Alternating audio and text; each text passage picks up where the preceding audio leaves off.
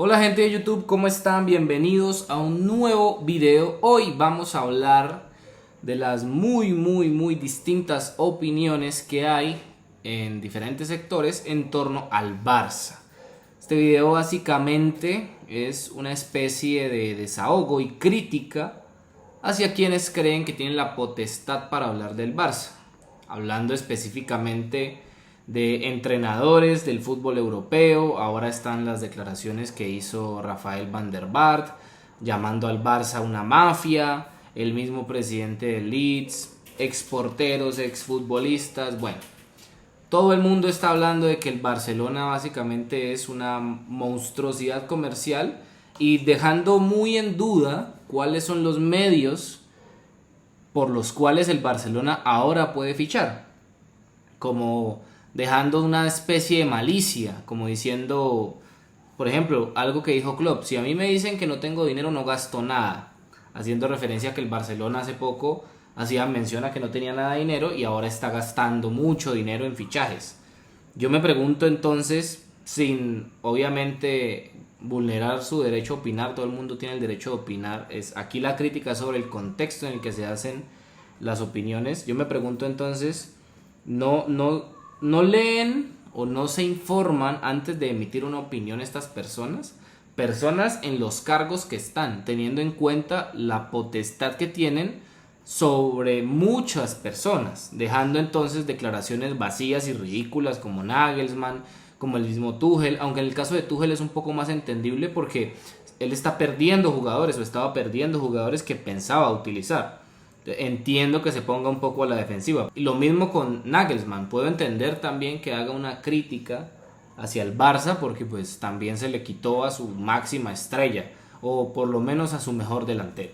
Entonces eso lo entiendo, pero igualmente no les da la potestad ni el derecho de generar esta especie de duda sobre la gestión del Barça, criticando de una forma tan ridícula a sus dirigentes. Les explico rápidamente. La forma en la que el Barça está generando dinero es vendiendo patrimonio. Haz de cuenta que tú tienes que pagar, trabajadores de tu empresa, por ejemplo, y tú tienes una casa en la playa. Entonces, para poder pagarle a tus trabajadores o para poder contratar nuevos trabajadores, tienes que vender esa casa en la playa. ¿Por qué? Porque si no contratas a esos nuevos trabajadores, entonces no vas a poder seguir produciendo el dinero que esperas producir para poderle pagar, por ejemplo, a tus trabajadores actuales o, por ejemplo, para poder pagar tus deudas que tienes a mediano y largo plazo. Eso es lo que está haciendo el Barcelona. Entonces, a mí lo que me raya un poco y lo que me choca es ver opiniones o tener que soportar opiniones de estas personas tan importantes en donde básicamente hablan mal del Barça, llamando al Barça una mafia, como el caso de Van der Vaart, hablando de que no entienden, entre comillas, cuál es la gestión mágica que hace el Barça para empezar a gastar dinero, diciéndole, sobre todo desde Holanda, un exportero, no recuerdo su nombre, hablando de que el Barça es una monstruosidad comercial, pero se hace llamar más que un club. Bueno, son un montón de opiniones desde mi punto de vista ridículas que no vienen al caso. Y la invitación acá es, por un lado, a ser muy tajantes nosotros como aficionados, a rechazar estas opiniones, porque, vuelvo y repito, sin vulnerar su derecho a opinar, se les puede señalar de que son opiniones equivocadas y hasta estúpidas, sin ningún tipo de reparo, porque es lo que son, no tienen razón en sus afirmaciones. Son personas que están completamente desinformadas de lo que está sucediendo y entiendo la necesidad de crítica. Se me olvidó mencionar a Gary Neville. Entiendo la necesidad de crítica, entiendo la necesidad de generar una opinión adversa a la que tienen muchas personas, pero ¿por qué personas que ostentan cargos tan importantes caen tan bajo? ¿Por qué, por ejemplo, Jürgen Klopp, un entrenador de lo más grande que hay hoy en día en fútbol, omite una opinión de este estilo contra un equipo como el Barça? ¿Por qué lo hace también Thomas Tuchel? ¿Por qué lo hace Nagelsmann? ¿Por qué lo hace el dueño del Leeds? ¿Por qué estas personas hacen eso? Simple, para cuidar sus intereses de una u otra manera. No vaya a ser que después el Barça quiera fichar o esté en planes de fichar a algún jugador del Liverpool y nosotros no sepamos. Básicamente todo es un manejo de intereses, porque estas personas no son idiotas, no son estúpidos, si no, no ostentarían los cargos que tienen. o al menos no son estúpidos o idiotas dentro del mundo del fútbol, pero sus opiniones sí están manchadas y transgiversadas de un tono curioso, por lo menos. No es posible que se hable con tanta convicción de un tema del que se tiene claro qué es lo que sucede. El Barça simplemente está vendiendo patrimonio, no es más.